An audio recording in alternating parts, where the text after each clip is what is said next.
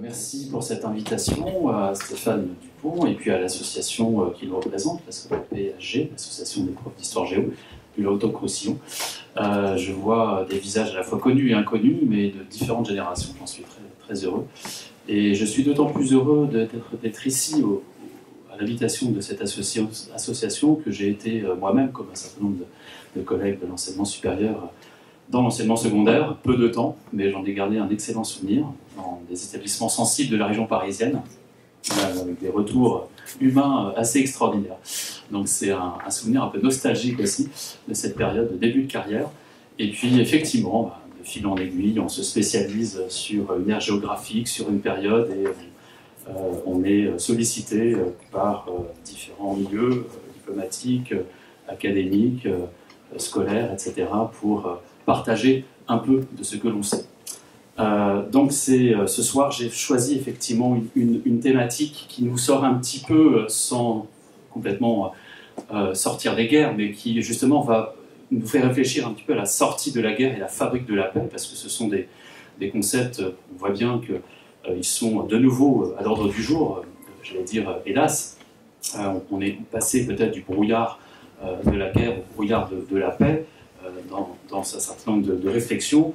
Le brouillard de la guerre, on le voit à l'œuvre tous les jours, je dirais, en Ukraine, à Gaza, et dans bien d'autres conflits du monde. On a tendance un peu à oublier, mais en Afrique, vous savez, les guerres civiles qui se prolongent, en Afrique et en Asie d'ailleurs, je pense à la Birmanie en particulier, vous avez déjà 50 000 victimes depuis 2021, le coup d'État 2021, mais on pourrait multiplier les exemples, la Somalie, le Yémen, évidemment, on parle beaucoup, etc. Donc une conflictualité, je dirais, qui est très, très importante. Ce brouillard de la guerre que Clausewitz évoque dans son fameux livre de la guerre, eh bien j'ai voulu aussi ajouter ce deuxième concept, qui est repris d'ailleurs par Jean-Marie Guéhenno, je ne sais pas si vous voyez qui c'est un ancien ambassadeur qui a dirigé le département des opérations de maintien de la paix de l'ONU. C'était le numéro 2 de l'ONU en fait, secrétaire général adjoint, pendant les années 2000 à peu près, 2000-2008. Et il a été un opérationnel de la paix, en quelque sorte. Mais il a écrit aussi The Fog of War, The Fog of Peace, justement, pardon, The Fog of Peace. The Fog of War, c'est un autre ouvrage qu'on doit à McNamara, qui est ministre de la Défense de l'époque de la guerre du Vietnam. Mais en l'occurrence, The Fog of Peace, donc le brouillard de la paix. Et je trouve ce concept assez intéressant parce que justement, on est dans des zones grises, on est dans des zones qui ne sont pas bien étanches. Aujourd'hui, on le voit. Là où on n'est pas en conflit direct, armé, il y a des zones de tension fortes, de crise aussi, récurrentes, que ce soit en Europe, mais surtout peut-être dans le Moyen-Orient et en Asie.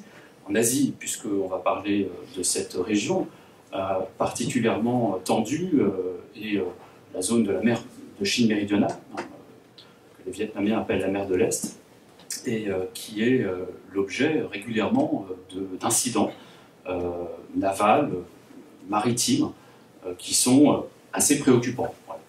Il y a effectivement de quoi s'inquiéter de la recrudescence des incidents dans cette région du monde, notamment, vous avez peut-être lu la presse ces derniers temps, entre les Philippins et les Chinois, des incidents assez graves qui ont occasionné la mort de pêcheurs récemment, et voilà, des zones de fracture, on va dire, qu'on surveille en quelque sorte, d'assez près, et qui peuvent malheureusement, peut-être un jour, donner lieu à des conflits plus importants. D'autant plus qu'on vit dans cette bipolarisation, je mets le mot entre guillemets peut-être, mais de la vie internationale entre les États-Unis et la Chine. Donc, dans cette région du monde, le conflit sino-américain est extrêmement prégnant. On le voit aussi par le passage de bâtiments de guerre régulièrement dans la zone, etc.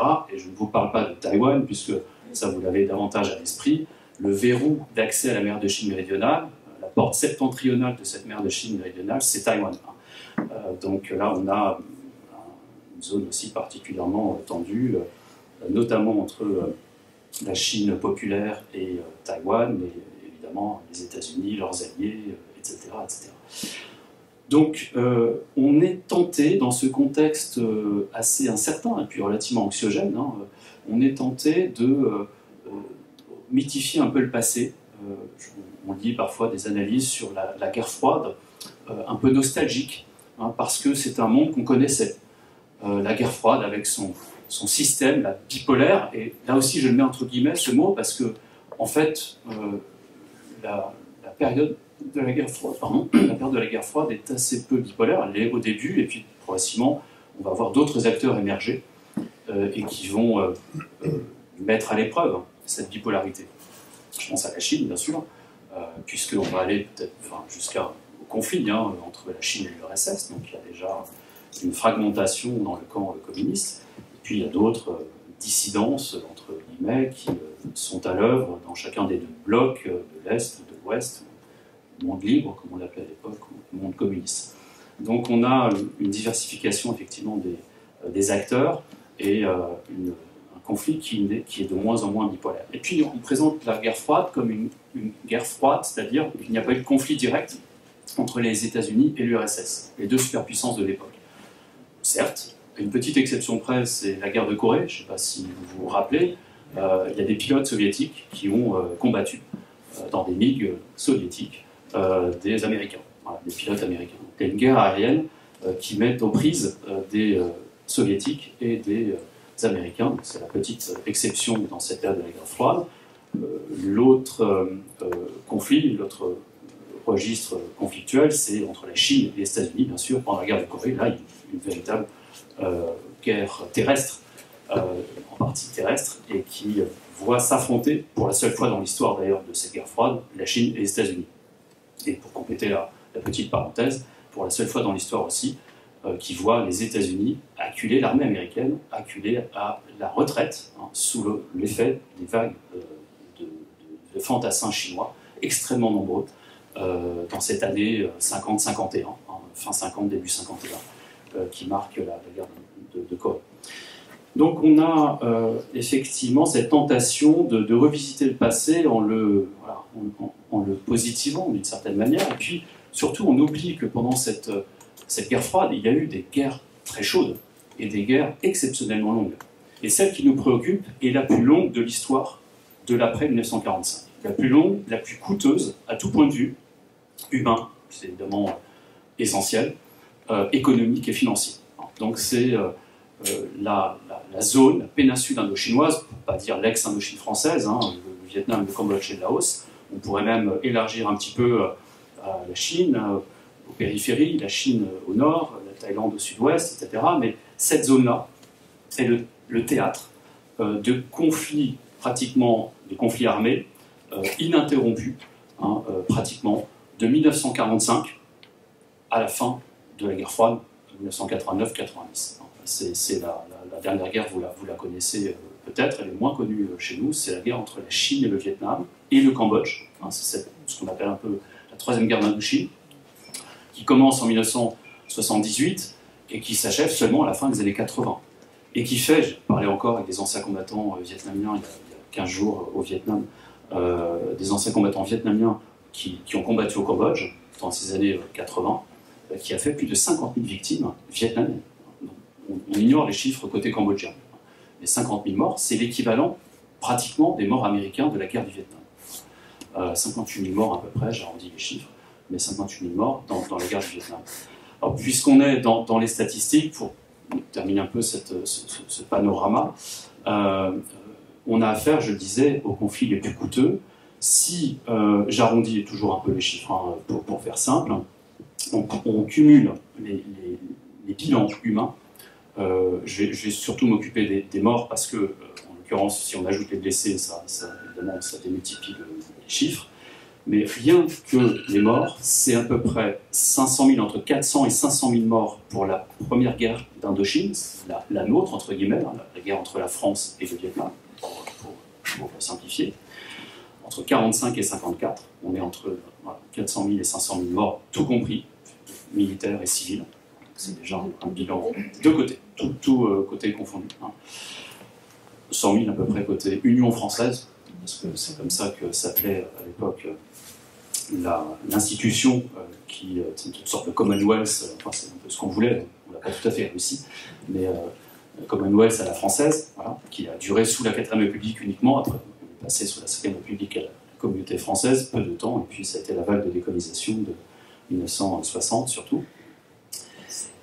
Si on ajoute ensuite la guerre du Vietnam, celle qu'on connaît chez nous comme la guerre du Vietnam, la guerre américano-vietnamienne, qui est aussi une guerre vietnamo-vietnamienne, c'est 4 millions à peu près de victimes, de morts, hein, tout côté confondu, Vietnam du Nord, Vietnam du Sud, Cambodge, Laos, sans compter les victimes du génocide des Khmers rouges qui va suivre cette guerre pratiquement immédiatement après, entre 75 et 79, hein, environ 2 millions de morts. Une petite fourchette aussi entre 1,7 million et 2 millions mais globalement 2 millions de morts au Cambodge à cause des génocides perpétrés par les Khmers rouges. Donc rien que sur le plan voilà, des bilans statistiques, on a plus de 4 millions de morts. C'est le double de la guerre de Corée. Et ça en fait le conflit le plus coûteux, je dirais, à la mesure des moyens que les Américains ont engagés aussi dans ce conflit. Les Américains et leurs adversaires, évidemment, mais les Américains avant tout, parce que les Américains, superpuissance mondiale, ont envoyé leur aviation de bombardement, hein, leur aviation de chasse, leur aviation de bombardement, qui a fait des dégâts évidemment épouvantables, surtout quand on envoie des B-52, je ne sais pas, pour les plus jeunes, si vous voyez ce que c'est des avions énormes, hein, des super forteresses volantes, qui sont des avions qui tapissent de bombes. J'ai visité les zones qui avaient été, il y a longtemps, il y a plus de 25 ans à peu près, comme jeune chercheur, j'ai visité les zones qui avaient été tapissées de bombes par les B-52, c'est des cratères de 6, 7, 8 mètres de profondeur, et ça se voit sur des kilomètres carrés, surtout dans la zone du centre du Vietnam, de part et d'autre du 17e parallèle qui a séparé le Vietnam en deux moitiés pendant la guerre entre le nord communiste et le sud anticommuniste. Et puis, il faut ajouter encore les quelques dizaines, peut-être un peu plus, on ne sait pas très bien, là les chiffres sont moins précis, milliers de morts, de la troisième guerre d'Indochine, Cambodge, Vietnam et Chine. Donc oui, c'est un long et très coûteux cycle de tragédie que cette péninsule indochinoise a vécu. Et je pense qu'on peut le revisiter, ce passé tragique, à la lumière justement de nouvelles réflexions sur la paix. Alors évidemment, quand on travaille sur la sortie de guerre et la fabrique de la paix, on est obligé de s'intéresser à la guerre. Donc on ne peut pas dissocier les deux. Et d'ailleurs, je trouve que, je vous le dis tout de suite, je trouve qu'on est trop spécialisé dans nos disciplines, nos sous-disciplines surtout.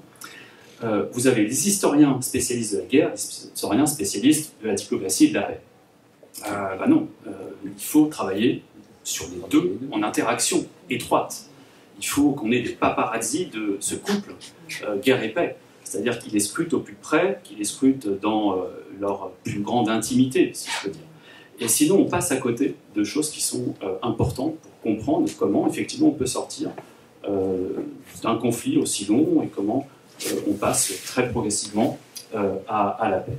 Hein, donc là, on a une zone de réflexion qui me semble effectivement extrêmement productive et qui, je vais commencer par là, dans une première partie, si vous voulez, qui ne me semble pas assez étudiée par les historiens en général et en particulier par les historiens français.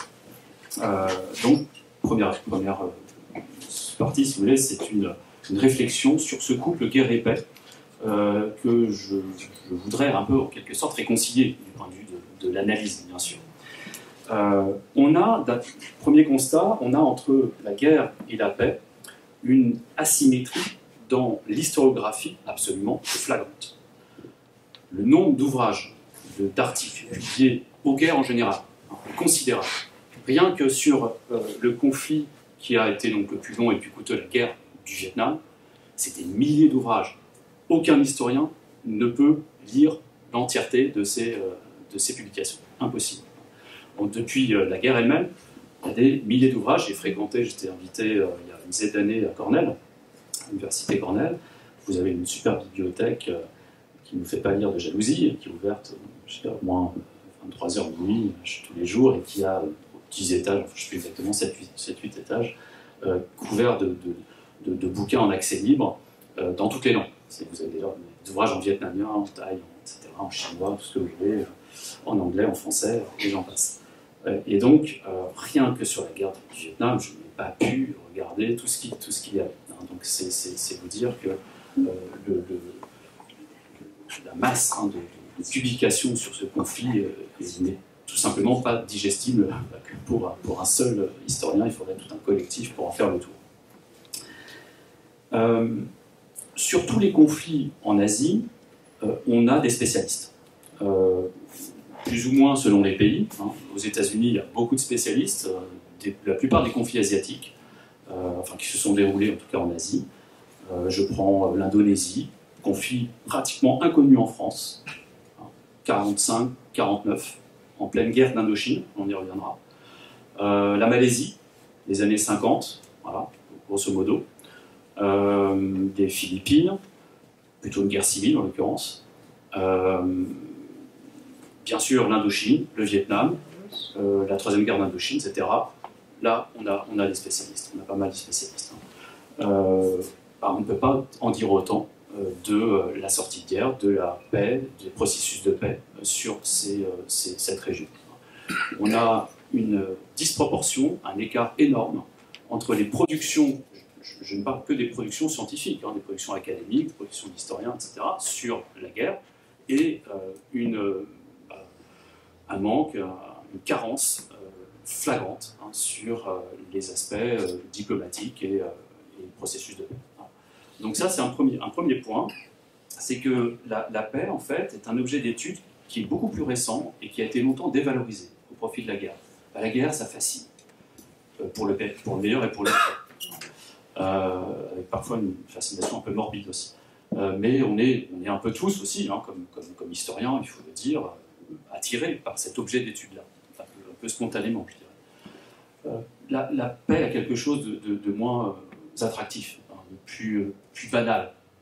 D'ailleurs, on vit dans un état de paix. On voit bien que c'est une paix qui peut être fragile, hein, qui peut être une paix armée aussi, mais c'est plus banal, donc c'est moins exotique, moins pour le scientifique, je dirais. Voilà, et puis ça se vend moins aussi. Ça, je vous le dis tout de suite, on vend plus facilement un livre sur la guerre qu'un livre sur la paix, ça c'est évident. Les éditeurs, il va falloir les trouver hein, si on veut les publier, des choses sur la paix. Donc, je suis passé par là aussi, j'ai écrit un peu sur la guerre, et je distille quelques réflexions sur la paix dans des ouvrages collectifs qui se vendent encore moins que les ouvrages individuels, etc. etc. Et puis, c'est vrai qu'il y a cette émergence des études sur la paix, c'est pas paradoxal, mais c'est intéressant pour nous, parce qu'elle est contemporaine de la guerre froide et de la guerre du Vietnam, en fait. Ce qui va motiver les premières études sur la paix, ce qu'on appelle plutôt en américain, c'est peace studies, hein, c'est la menace de l'apocalypse nucléaire dans la première moitié de la guerre froide, donc on est dans les années 50 et 60, et cette guerre du Vietnam qui n'en finit pas, hein, après la guerre d'Indochine, la guerre du Vietnam, etc. Donc on est dans une guerre sans fin, en quelque sorte, hein, et on voit des départements universitaires commencer à se spécialiser sur les études sur la paix, sur les peace studies. On voit des communautés religieuses, je pense aux Quakers notamment, hein, qui étaient très actifs pendant la guerre du Vietnam, et même avant et après, qui commencent aussi à développer des études sur la paix. Et puis je pense à l'Europe du Nord, hein, qui est assez pionnière aussi, en tout cas en Europe, dans ce registre académique. C'est la Norvège, Oslo, avec le PRIO, peut-être vous connaissez, le Peace Research Institute of Oslo, hein, le PRIO, avec le CIPRI, qui est très connu aussi, à Stockholm. Alors le PRIO, c'est 1959, et on viendra sur la figure assez marquante du créateur de cet institut spécialisé sur la paix, John Galtung, parce qu'il a introduit des concepts extrêmement intéressants pour ce qui nous concerne. Le CIPRI, donc, à Stockholm, 1966, si ma mémoire est bonne. Et puis, pour vous donner un dernier exemple aux États-Unis, le United States Peace Institute, c'est 1984. Hein, donc, pendant cette guerre froide, hein, entre la fin des années 50 et le milieu des années 80, on voit émerger des instituts spécialisés. Pour les derniers, là, surtout l'Institut américain, c'est 40 millions de budget, hein, c'est pas notre laboratoire, hein, c'est 40 millions de dollars de budget chaque année, et c'est 300 personnes. Hein, donc c'est vous dire que ça occupe. Voilà. On n'a rien de tel en France. Hein. on n'a pas un seul institut de cette taille-là, bien sûr. On a quelques départements universitaires qui se préoccupent un peu de la paix, c'est vrai. Ils sont très peu nombreux.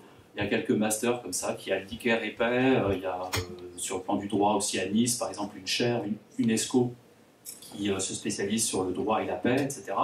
Donc c'est bien, c'est mieux que rien, mais c'est quand même un peu affligeant. Pourquoi? Ben ça, je vous laisse, éventuellement on pourra en débattre, mais je vous laisse y réfléchir.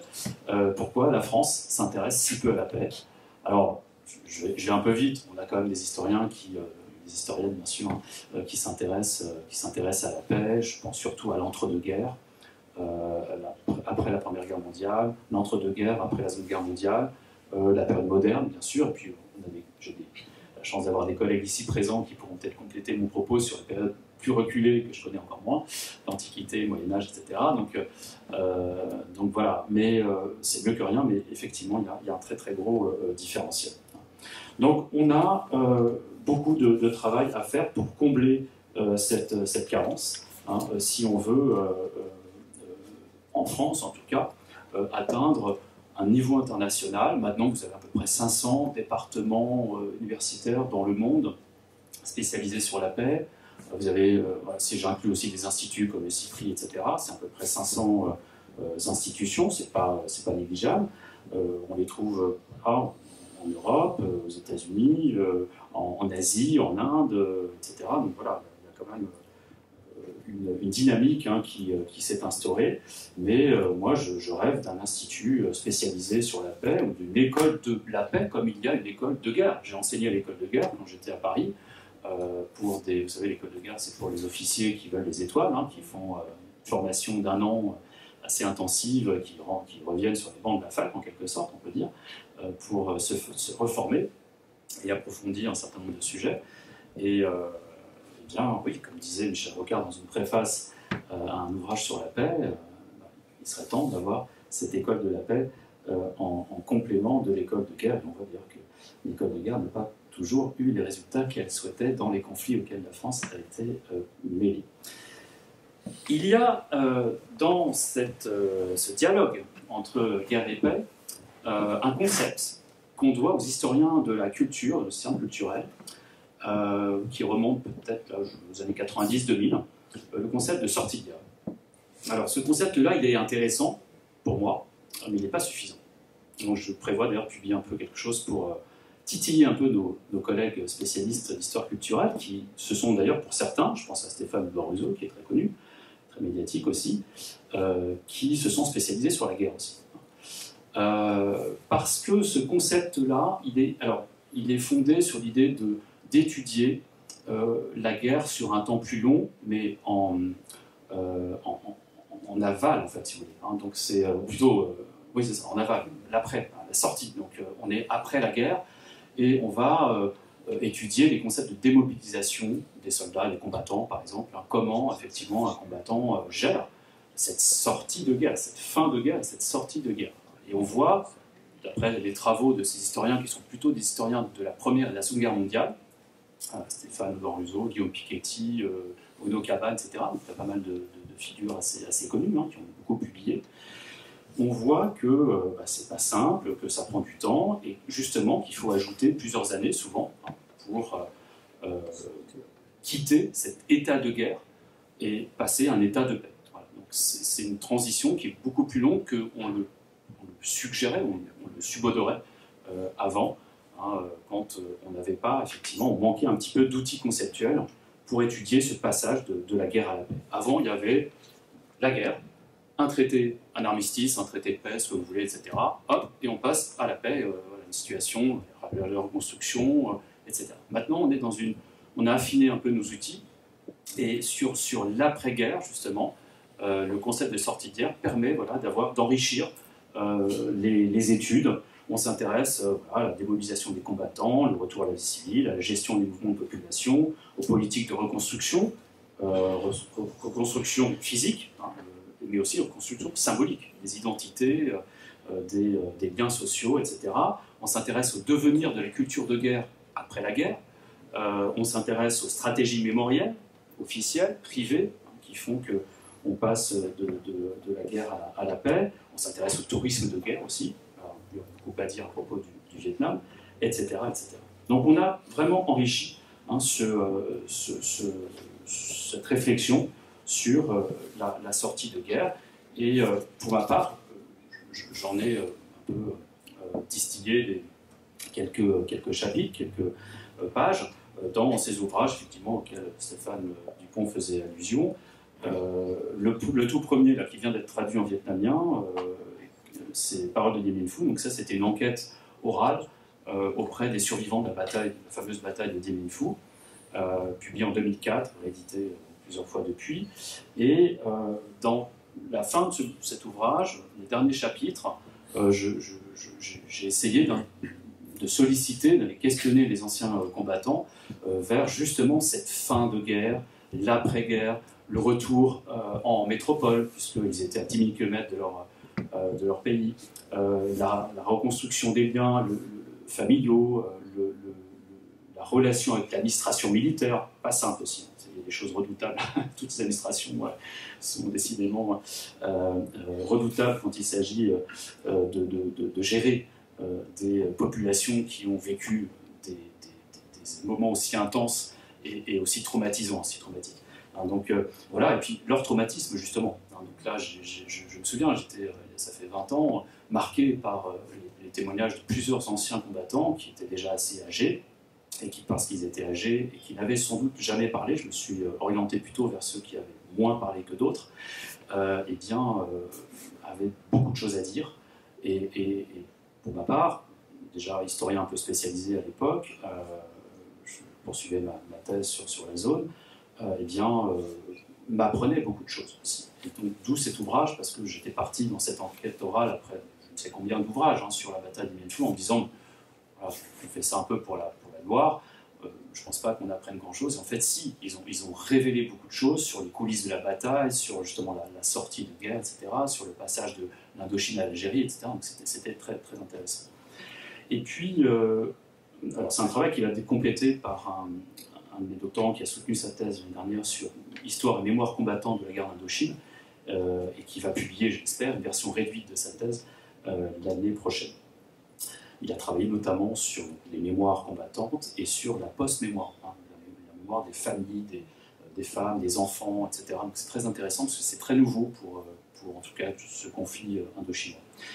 Et puis dans un deuxième ouvrage que j'ai là aussi, Dien Bien Phu, la fin d'un monde, qui est plus récent, en 2019, j'ai retravaillé sur cette bataille-là, mais dans un cadre beaucoup plus large, à la fois historique, beaucoup plus large, et puis en intégrant la mémoire de la bataille et le rôle qu'elle a joué justement dans le rapprochement entre la France et le Vietnam, et je vous en reparlerai tout à l'heure.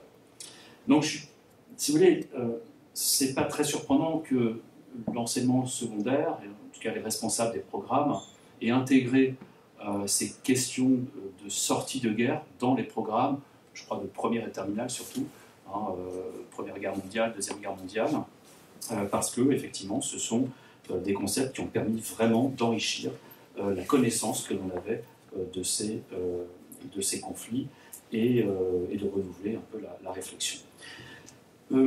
J'ajouterais au concept de sortie de guerre deux concepts que l'on doit à John Galtung, dont je parlais tout à l'heure, le créateur du PRIO, qui était un prof de sciences politiques, Galtung, et un défenseur acharné de la paix, celui d'ailleurs qu'on crédite de l'invention de l'irénologie, la science de la paix. Je ne sais pas si vous connaissez ce mot. Et il a introduit deux concepts, celui dont je vais me servir pour parler maintenant du Vietnam, celui de paix négative et de paix positive. La paix négative, c'est tout simplement l'absence de combat. Voilà. Donc, à partir du moment où des adversaires signent un armistice, un cessez-le-feu, les combats s'arrêtent, et on est dans ce que Galtung appelle la paix négative. Le plus petit dénominateur commun, c'est l'absence de combat. Est-ce que pour autant on est dans une véritable paix? Évidemment non. Il faudra du temps pour que les combattants qui jusqu'à présent s'entretuaient, et puis ceux qui les soutenaient, l'arrière, plus ou moins, etc., passent d'un état de guerre à un état de paix. D'où le concept de paix positive, sur lequel Galtung s'appuie pour montrer qu'il il faut s'intéresser à tout ce que les spécialistes du concept de sortie de guerre suggéraient, hein, c'est comment on démobilise psychologiquement des combattants, hein, des anciens combattants, comment voilà, on reconstruit à la fois matériellement et psychologiquement, psychiquement, les âmes, les corps et les âmes meurtries, etc. Donc, tout cela, et comment on bâtit aussi, comment on intègre les souffrances de l'autre. Là, on est déjà dans une démarche de réconciliation. On pense plus seulement, on pense, d'ailleurs, le jeu de mots, penser les plaies, les souffrances, nos propres souffrances, mais celles de l'autre également. On va les prendre en compte et tenter aussi de les apaiser, de les cicatriser. Donc là, on est vraiment dans une démarche de réconciliation. Donc ce sont des concepts intéressants parce que je trouve qu'ils nous obligent, nous, à revisiter un petit peu ces catégories de guerre et paix, et justement à casser les murs, les frontières entre deux concepts qu'on a trop tendance à opposer. Alors, si on en vient justement après ces réflexions un peu conceptuelles, je regarde l'heure pour ne pas me perdre trop dans le temps, je crois qu'on a, si on veut garder, je ne sais pas Stéphane, bon, voilà. Si, une heure à peu près de conférence, si on a un petit débat après, c'est pas mal. Ok, donc si, donc ça veut dire que je m'arrête vers 18h30, 35 à peu près, 35, c'est parfait. Donc si on en vient maintenant à tenter d'appliquer un peu ces concepts à la péninsule indochinoise et au conflit que j'évoquais en introduction, donc il faut distinguer justement cette paix négative de cette paix positive. Je m'intéressais d'abord à la paix négative. Comment on a cessé le combat après des années de conflits dans la région. Donc, on est sorti de la période des guerres mondiales, hein, où on avait un traité de paix voilà, qui suivait en général l'armistice et le cessez-le-feu, etc. Post-45, on n'a plus de guerre de traité de paix, et on a des textes, des accords bilatéraux, multilatéraux selon les cas, qui vont entériner un cessez-le-feu et donc l'arrêt des combats. Alors, je reviens, pas trop longuement, mais sur les fausses paix de 1954 et de 1973. Et c'est d'ailleurs sur ces fausses paix que l'historiographie française, notamment, s'est focalisée. C'est sur la dimension de paix négative. On a beaucoup moins de travaux sur la paix positive, donc la paix, le processus de paix, la réconciliation, etc. Donc, quelques mots un peu en résumé hein, sur cette paix négative et ces accords de paix, c'est comme ça qu'ils sont nommés en tout cas, de 1954 et 1973. Alors, juste un petit rappel chronologique. En gros, la sortie de guerre pendant la guerre d'Indochine, on commence à y penser en 1953, c'est-à-dire un an avant les accords, la signature des accords de Genève qui vont effectivement entériner le cessez-le-feu entre Français et Vietnamiens hein, dans la première guerre d'Indochine. Les prémices, je dirais les premiers signaux, c'est plutôt la France qui les envoie, parce qu'elle s'est enlisée dans un conflit depuis 8 ans et qu'on ne voit pas l'issue. On a connu déjà une première défaite à Cao Bang, 1950, donc frontière nord, hein, péninsule, enfin, entre le Vietnam et la Chine. Et puis, il n'y a pas eu d'autres défaites majeures, mais il n'y a pas eu non plus de victoire. Et là, on nomme un commandant en chef, général Navarre, je dis on, c'est Paris, hein, le gouvernement de la 4ème République, Joseph Laniel, qui va nommer un homme neuf et lui demander un plan en 2 ans pour sortir la tête haute de cette guerre, mais pour surtout mettre la France en position de force dans la perspective d'une négociation. Donc 1953, on est au printemps, 1953, au mois de mai. La directive du gouvernement est claire. On recherche la meilleure carte de guerre possible pour sortir, pour mettre fin à ce conflit. Voilà. Donc c'est la France qui envoie le premier signal, parce qu'évidemment ça va fuiter un peu dans la presse, etc., comme souvent. La France qui envoie le premier signal de fatigue de ce conflit. À quoi répond Ho Chi Minh, rappelez le fondateur du Parti communiste indochinois, et donc le président de la République démocratique du Vietnam, l'adversaire de la France à l'époque, dans une interview de l'Expressen, un journal suédois, c'est pas un hasard peut-être s'il l'a choisi. Alors, les questions sont posées en français et répondent en anglais, c'est très habile. pour diffuser encore plus largement son message. Et il se dit prêt à négocier avec la France si telle est bien l'intention du gouvernement français. Donc on a, voilà, par un peu presse interposée, des premiers signaux, non seulement de fatigue de la guerre des deux côtés, mais aussi voilà, de volonté de matérialiser la paix. Sauf que du côté français, on a toujours notre beau complexe de supériorité et qu'on est convaincu qu'on va remporter la victoire dans cette bataille qui s'annonce justement à Dien Bien Phu. Alors je ne vais pas vous la raconter parce que là, ça nous emmènerait trop loin, mais en l'occurrence, grande bataille que la France, en quelque sorte, elle va choisir le terrain, elle va choisir le lieu, mais le maître de l'initiative, ça reste l'adversaire vietnamien, c'est le général Giap, vous savez, le grand commandant en chef, ministre de la Défense du gouvernement Ho Chi Minh, qui l'impose. Le tempo, il est imposé par le général Giap parce qu'il fait remonter ses divisions d'élite vers le Laos, donc il va traverser tout le nord du Vietnam, j'ai dû vous mettre une carte, j'espère que vous l'avez en tête, donc tout le nord du Vietnam pour effectivement, on ne sait pas très bien pourquoi à ce moment-là, mais on craint qu'il n'attaque le Laos, qui est un État associé à l'Union française, donc à la France, qui est plutôt proche de la France, parce qu'il a été sauvé des griffes des Vietnamiens, des Siamois thaïlandais, avant la colonisation, donc les Laotiens nous aiment bien à l'époque. Et puis, on craint aussi qu'après le Laos, ce soit le Sud-Vietnam, et que finalement le corps expéditionnaire français qui combat depuis 8 années en Indochine soit pris en revers et en tenaille par l'armée populaire du Vietnam, l'armée communiste, vietnamienne communiste. Et donc, Navarre implante sa base aéroterrestre à Dien Bien Phu. Et puis là, on est convaincu qu'on va remporter, que cette base elle est imprenable. Vous avez des visites de haut niveau, haute personnalité militaire, politique, française, américaine, australienne, etc., j'en passe. Donc on est dans une confiance absolue. Mais le 13 mars, début de la bataille, et là c'est une pluie d'obus impressionnante de tous les anciens combattants qui me l'ont raconté.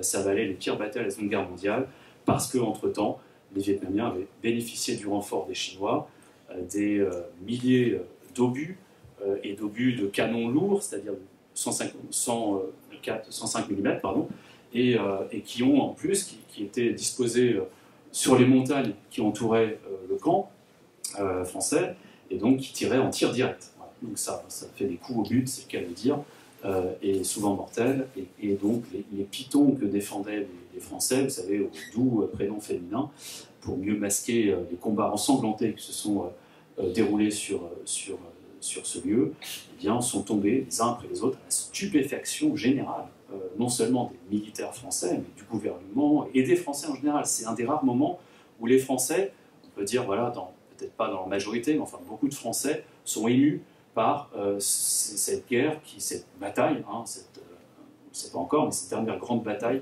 de la guerre d'Indochine, alors que dans l'ensemble, ils ont été largement indifférents à cette guerre lointaine menée par des professionnels, etc. etc.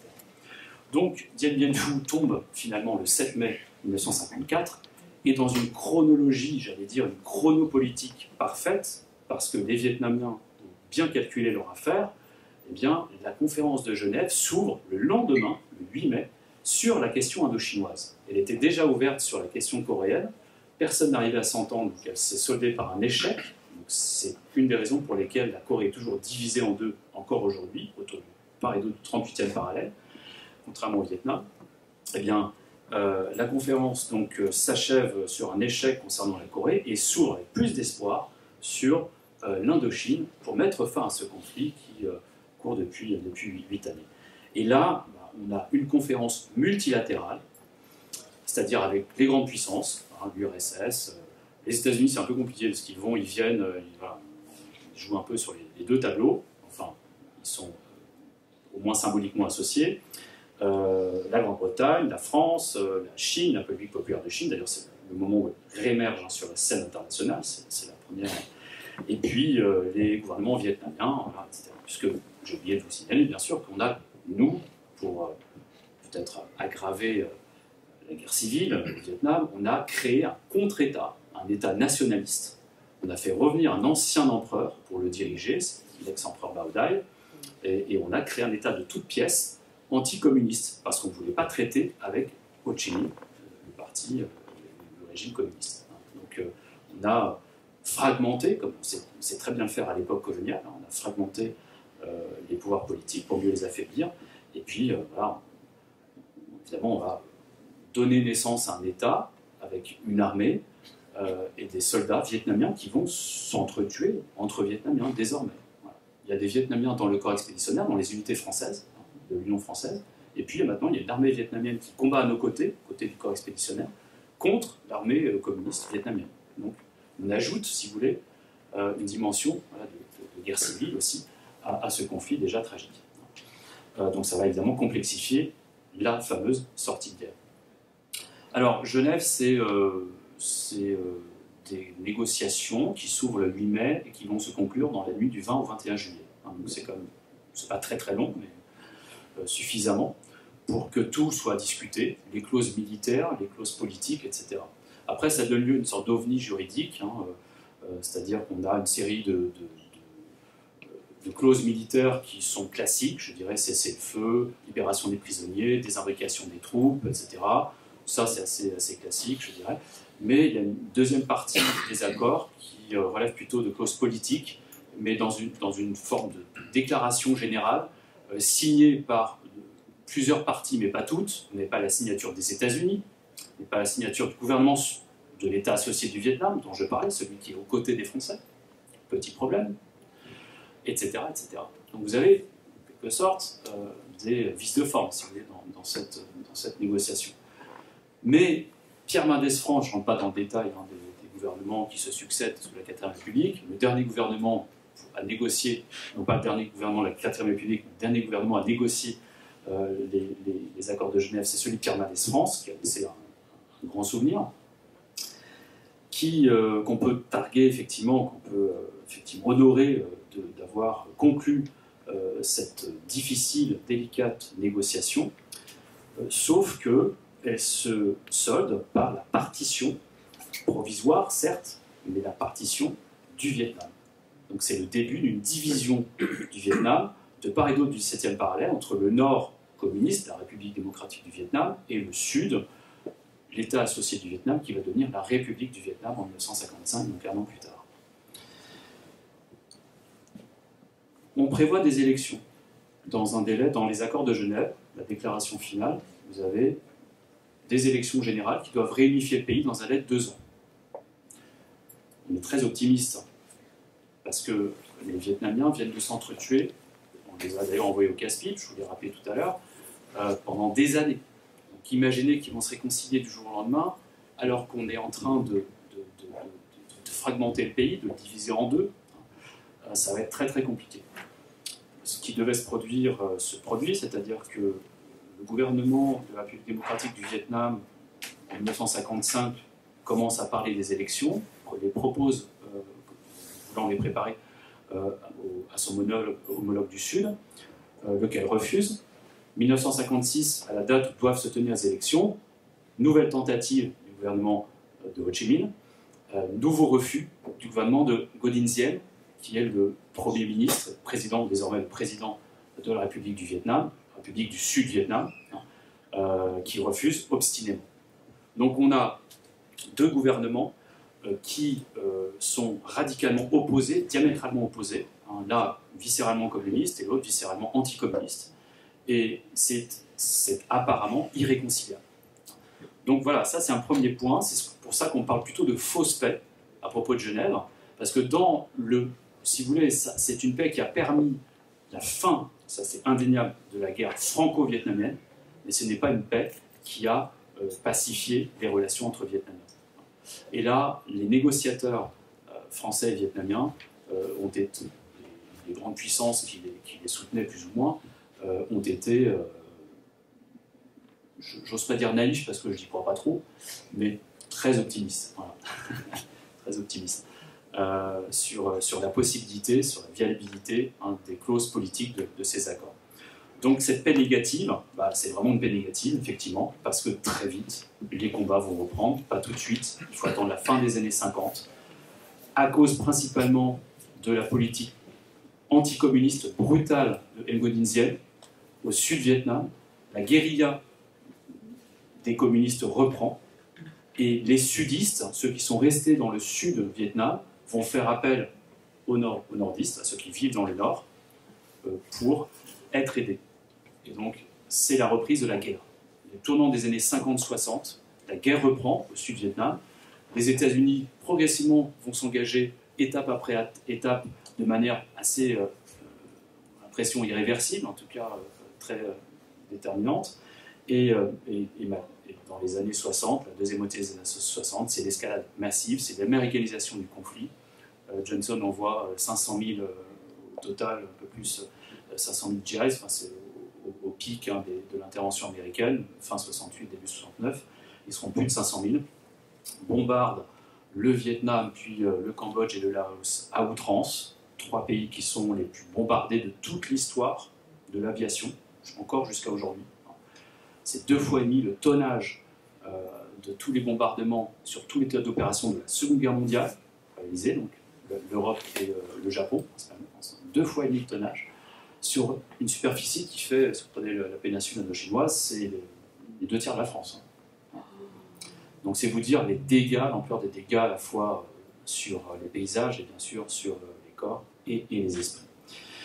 Donc voilà, on a, alors, sur le plan de la sortie de guerre, des questions qui intéressent les historiens plus tournés vers les questions culturelles, donc la démobilisation, etc., la reconstruction des identités. On n'a pas beaucoup d'études précises. Ce qui est sûr, c'est que les combattants des 2 camps, ou des 3 camps, si vous voulez, parce qu'on a les Français, les soldats de l'Union française, qui ne sont pas que français. L'armée qui combat en Indochine, c'est une armée d'empire, c'est l'armée de l'Union française. Et vous avez des métropolitains, bien sûr, des Français métropolitains, qui sont essentiellement, qui encadrent le corps expéditionnaire, qui sont les officiers et les sous-officiers. Et puis vous avez les Nord-Africains, les Indochinois, etc. Donc c'est ça, l'armée d'empire. Et puis vous avez l'armée vietnamienne qui combat d'un côté, et vous avez l'armée vietnamienne communiste, ce qu'on appelle l'armée populaire du Vietnam.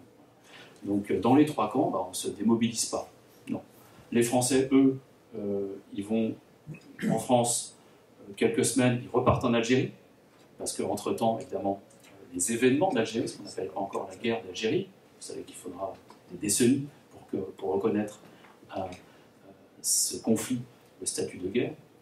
Donc la guerre d'Algérie, ça a un lien direct avec l'impact de la bataille d'Edin Bien Phu et l'accélération de la prise de conscience des nationalistes algériens que oui, c'est possible de remporter une victoire contre la puissance coloniale parce que les Vietnamiens l'ont acquise cette victoire de haute lutte, certes, les bilans sont très lourds, mais ils l'ont acquise. Donc ça va donner des ailes aux nationalistes et convaincre les plus indécis qu'eux aussi peuvent passer à la lutte armée contre la France. Il y a une réunion secrète à Alger en juin 1954 avec les futurs fondateurs du Front de Libération Nationale pour décider du passage à la lutte armée. Et vous savez, c'est le 1er novembre, la Toussaint Rouge, le début de ce qu'on appelle pas encore la guerre d'Algérie.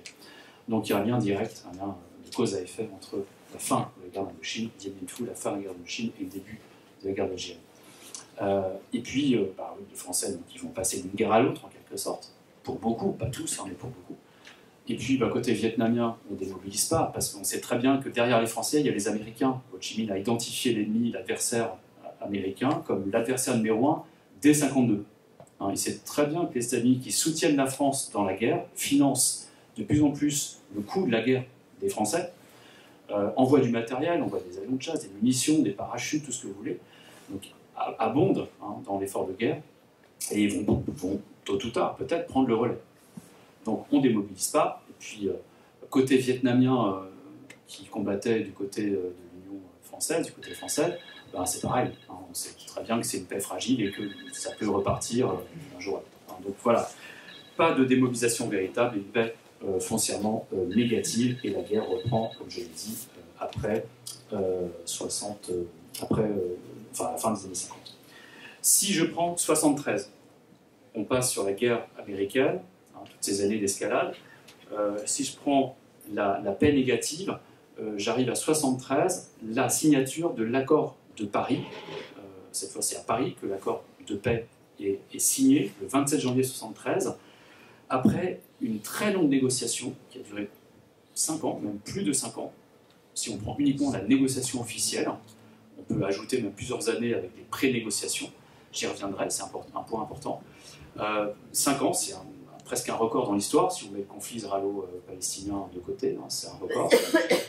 Donc 5 ans de tractation, de négociations publiques, privées, secrètes, tout ce que vous voulez, à Paris essentiellement et en région parisienne. Et un accord de paix, dit de paix, qui va malheureusement rejouer en quelque sorte le mauvais scénario des accords de Genève. Dans un autre cas, parce que là, les négociations ont été bilatérales, c'est pas une conférence multilatérale comme Genève, c'est bilatéral, et ça tient d'ailleurs aux leçons que les Vietnamiens communistes ont retenues de l'après-Genève, puisqu'ils n'ont pas eu les élections qu'ils espéraient, et dont ils espéraient, je pense à juste titre, sortir vainqueurs. Vu l'aura de Ho Chi Minh à l'époque, la popularité, etc. Ils auraient certainement remporté ces élections. La CIA prédisait 80% de succès, de victoire pour Ho Chi Minh à l'époque. Eh bien, puisqu'ils n'ont pas eu ces élections, ils ont refusé le cadre multilatéral. Donc, ils ont voulu traiter directement avec les Américains. Donc, c'est ce qui s'est fait.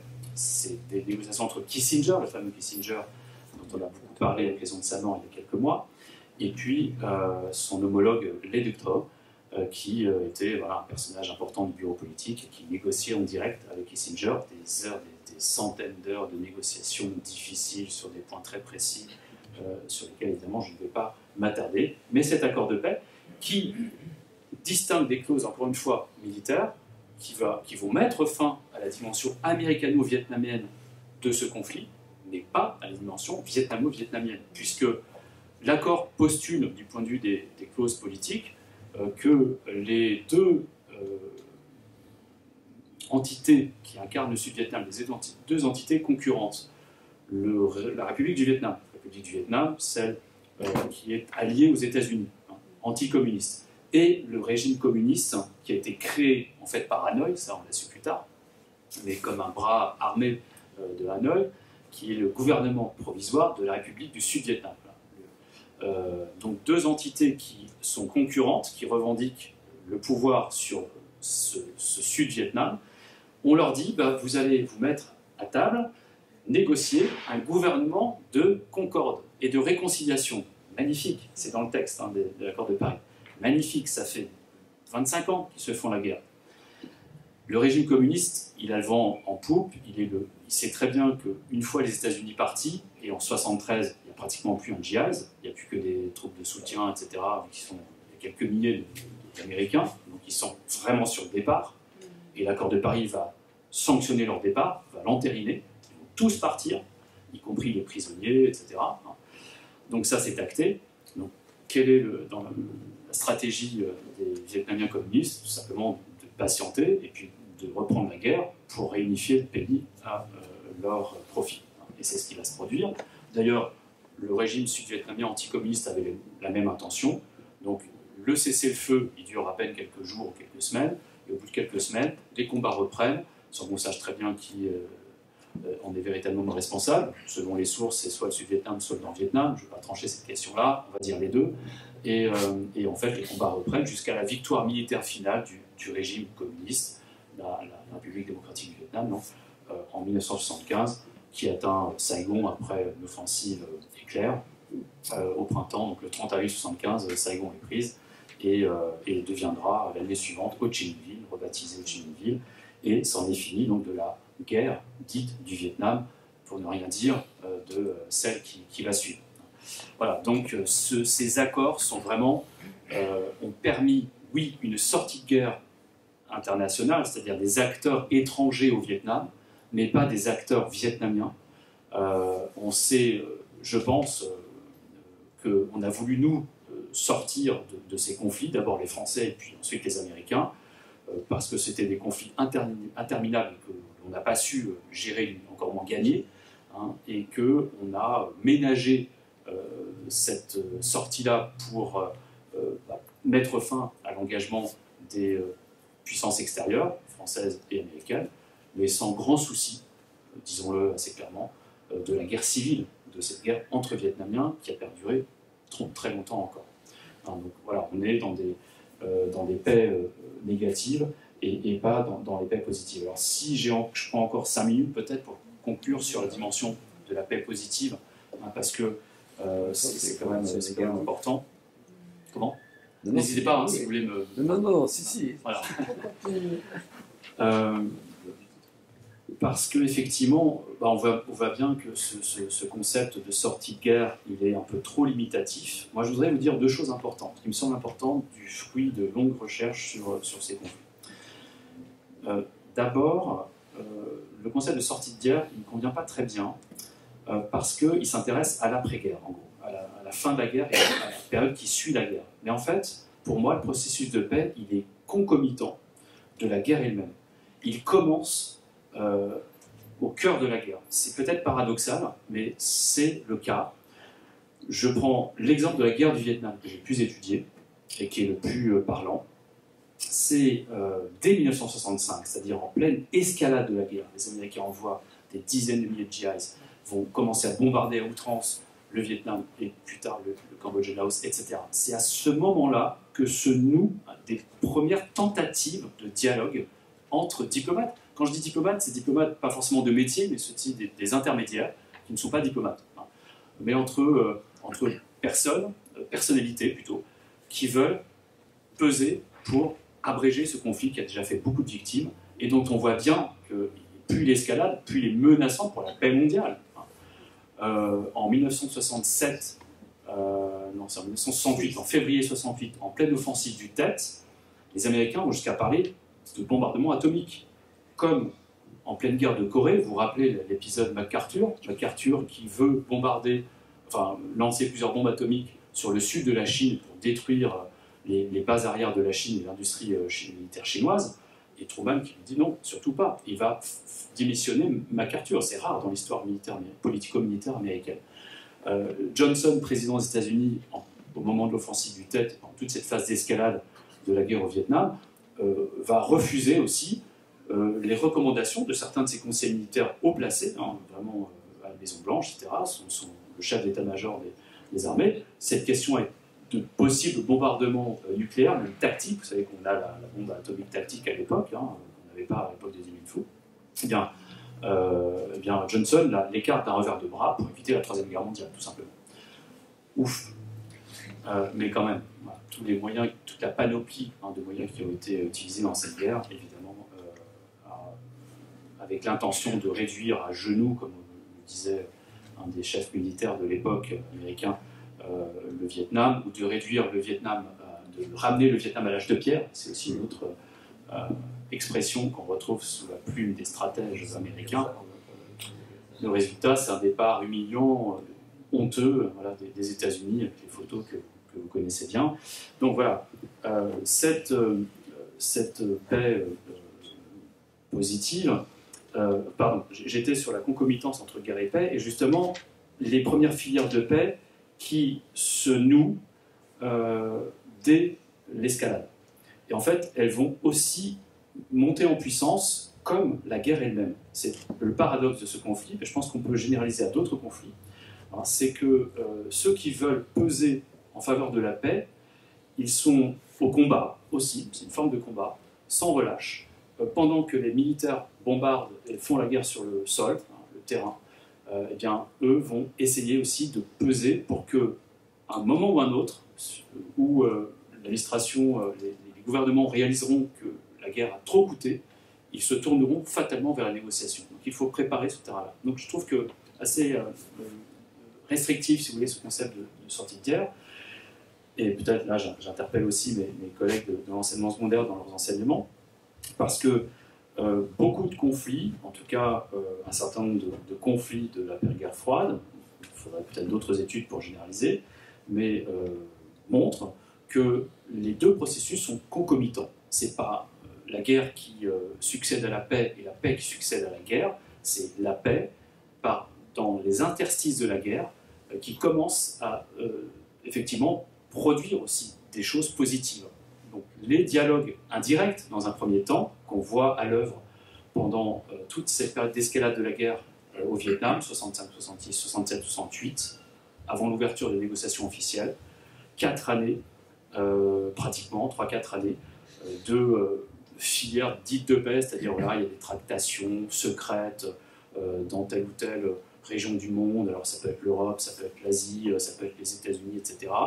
Et puis on a des intermédiaires, beaucoup d'intermédiaires, c'est très secret. C'est très secret, j'en profite pour dire aussi à ceux qui voudraient documenter ça dans les archives, ça produit des tonnes d'archives. Aux États-Unis, j'ai trouvé, aux États-Unis, au Vietnam, les archives ne sont que partiellement ouvertes, et ce n'était pas du tout ouvert quand j'ai fait ma thèse, mais aux États-Unis, je suis rentré avec 25 kilos de photocopies, il n'y avait pas encore les photos à l'époque,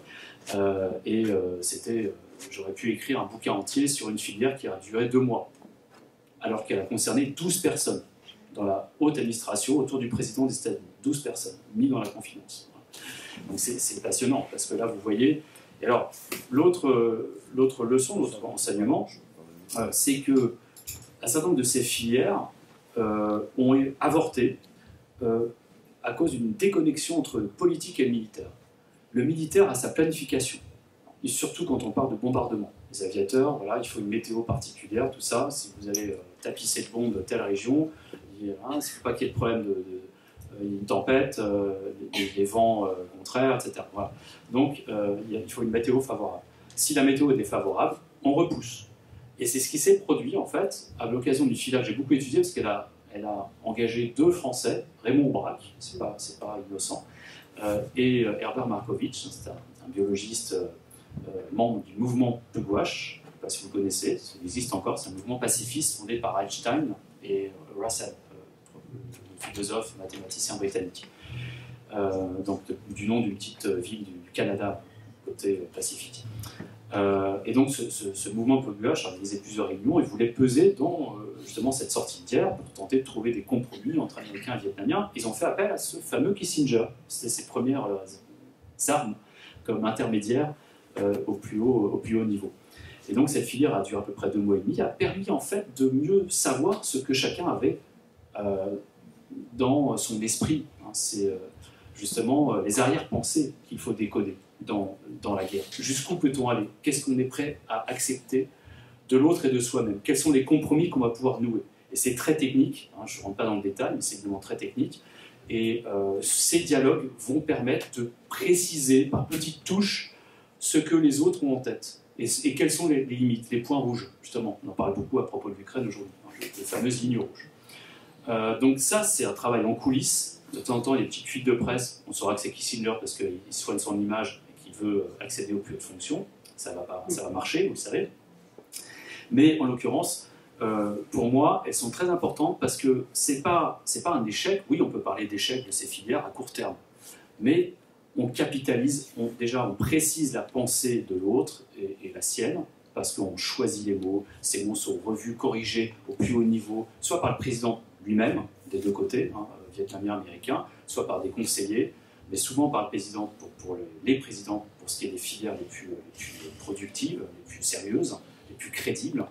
Et donc, aussi, on renforce, il me semble très important, et ça c'est moins documenté, on renforce le camp des partisans de la paix. Parce qu'il ne faut pas imaginer que c'est parfaitement homogène, ni aux États-Unis, mais même pas au Vietnam. On est dans un régime très autoritaire au Vietnam, voire totalitaire, à l'époque de la guerre. C'est un régime très dur, un régime communiste, mais très dur.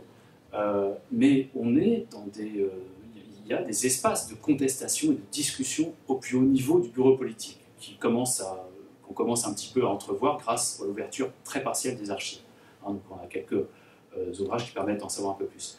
Donc il y a contestation sur la stratégie, faut-il continuer la guerre? Vous voyez le prix de ce conflit. Les dirigeants vietnamiens savaient pertinemment qu'ils envoyaient des milliers de soldats à la mort, certaines, dans cette guerre. Donc il y a des interrogations récurrentes. Et pourquoi ne pas donner sa chance à une filière de paix si on pressent que l'adversaire a le même désir? Voilà. Donc c'est très compliqué. Évidemment, ça dépend de la situation aussi militaire sur le terrain, etc. Bon, j'ai trouvé cette étude passionnante et c'est ce qui m'a conduit à réintroduire cette phase de pré-négociation qui me semble très importante dans les prémices du processus de paix et qui est souvent négligée par les historiens. Parce qu'il y a les spécialistes de la guerre et les spécialistes de la paix, voilà, et qu'on croit que on passe d'un état à l'autre, voilà, c'est très tranché, très étanche. Au fond, voilà, il faut vraiment redonner de la souplesse, et les Vietnamiens ont beaucoup de flexibilité et de souplesse, donc peut-être c'est côté vietnamien qui l'emporte en moi.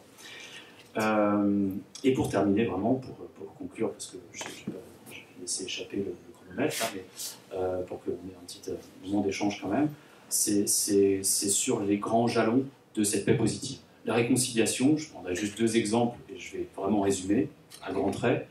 La France et le Vietnam, alors c'est différent. On a vraiment 2 exemples de rapprochement, de réconciliation, côté français, côté américain, qui sont foncièrement différents. Mais il y a un point commun, c'est le rôle des hommes d'État, en l'occurrence, hein, dans ce processus. Pour la France, je retiens 4 jalons pour synthétiser. Le premier, c'est Pierre Mendès France, qui signe les accords de paix, même s'ils sont très imparfaits. Il sort la France de ce conflit, il acte une situation. Lui-même, comme député de l'Eure, il était convaincu qu'il ne fallait pas, qu'il fallait mettre un terme à cette guerre, hein, depuis au moins 1950. Donc ça faisait plusieurs années qu'il répétait qu'on ne peut pas faire la guerre à 10 000 km tout en voulant protéger l'Europe de la menace soviétique, etc. Il était très cohérent, il disait c'est une question de logique, de cohérence. Il n'était pas décolonisateur non plus, hein. Ça c'est la légende qui a été entretenue par ses partisans. C'était pas un décolonisateur du tout. François Mitterrand, son ministre de l'Intérieur en 1954, dit bien qu'on cède l'Indochine, on abandonne l'Indochine pour mieux se concentrer sur le cœur de l'empire colonial, c'est l'Afrique. Il n'y a pas de question de décoloniser l'Afrique. Même ni au Parti Socialiste, mais François Mitterrand n'est pas encore membre, ni la fédération qu'il dirige, qui est plutôt centriste à l'époque, centre-gauche, on va dire. Donc personne n'imagine l'indépendance, hein, de l'Algérie, du Cameroun, etc. etc. Donc voilà, on a effectivement un premier temps fort, c'est le premier jalon qui est planté, c'est Pierre Mendès France, et qui va assez loin parce qu'il y a des accords de coopération que signe, enfin il y a un cadre de coopération qui est signé par les présidents du Conseil des 2 pays, le président du Conseil, donc Pierre Mendès France pour la France, et le Premier ministre vietnamien, Pham Van Nong, côté vietnamien. Donc il y a une petite reprise, voilà, mais on est quand même après 8 années de conflit, donc c'est quand même un symbole fort. Voilà. Les 2 chefs, c'est pas les chefs d'État, mais les chefs de gouvernement, hein, les 2 pays, veulent que la France et le Vietnam communiste renouent avec une politique de coopération, avec une relation d'amitié. En fait, ça va être très compliqué du fait de la reprise de la guerre dans le Sud, etc. Je vous passe les détails. Deuxième jalon qui paraît encore plus fort, c'est De Gaulle. Là, j'ai un autre bouquin que je n'ai pas amené là, mais De Gaulle et le Vietnam, traduction en vietnamien, que j'ai intitulé La réconciliation, parce que De Gaulle, c'est celui qui engage la guerre d'Indochine. Il est président du Conseil, vous savez, le gouvernement provisoire de la République française, en 1945, et c'est lui qui va engager le corps expéditionnaire dans la guerre contre l'armée populaire du Vietnam. Donc il est, en quelque sorte, le fauteur de troubles au départ, mais il va prendre conscience de ses erreurs, ce qui est assez rare d'ailleurs, enfin ce qui est encore plus rare, c'est de le dire, notamment à ses homologues, et c'est ce que j'ai retrouvé dans les archives présidentielles. Il reconnaît ses torts, voilà, en 1945, et il va se tourner vers une politique vraiment de réconciliation, non seulement entre la France et le Vietnam, mais entre les Vietnamiens. Il veut mettre la France en position de médiateur, le mot est peut-être un peu fort, en tout cas d'intermédiaire, entre Vietnamiens communistes et anticommunistes, et avec plus ou moins de succès, bien sûr, du fait de la politique américaine et de forme de radicalité aussi des Vietnamiens les uns contre les autres. Mais en tout cas, dans les années 60, les Français renouent positivement avec cet horizon indochinois. Et là, on a un certain nombre d'associations qui naissent, on a aussi des représentants de l'association d'amitié franco-vietnamienne. Cette association naît dans cette période-là, au début des années 60. Vous avez plein d'associations humanitaires qui naissent pour s'occuper des victimes de guerre, des orphelins aussi en France. C'est vraiment impressionnant de voir l'élan de solidarité qui a rapproché les Français et les Vietnamiens, et de tous bords d'ailleurs, hein, pendant cette décennie, voire au-delà, d'ailleurs, les années 70 et au-delà de la guerre, en tout cas contemporaine de la guerre. Donc, et puis, le troisième jalon, c'est François Mitterrand, devenu président de la République, qui se rend au Vietnam dans une visite de réconciliation 93 et qui va à Dien Bien Phu. C'est une visite privée, une visite évidemment très symbolique à l'époque où les associations d'anciens combattants sont encore très réticentes, hein, à ce rapprochement. Et donc, il y a un acte assez courageux. Hein, je sais, j'ai longuement parlé avec Raymond Braque de tout cela et vu quelques archives. un certain nombre de conseillers de François Mitterrand à l'Élysée étaient contre cette visite, pour des raisons électorales.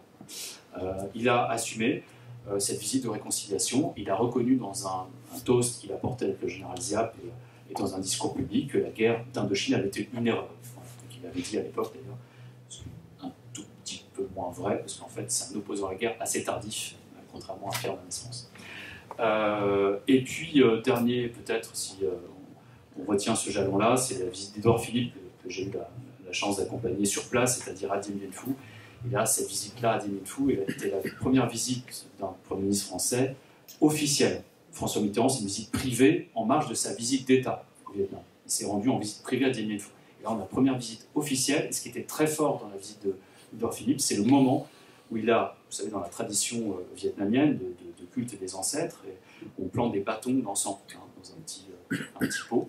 Et donc, au pied des tombes, et donc au pied du monument aux morts des Vietnamiens, de l'armée populaire du Vietnam, notre ancien adversaire, planter les bâtons d'encens, précédé et accompagné par 2 officiers en grande tenue blanche de l'armée populaire du Vietnam. C'était un moment très fort, il y a une petite délégation française.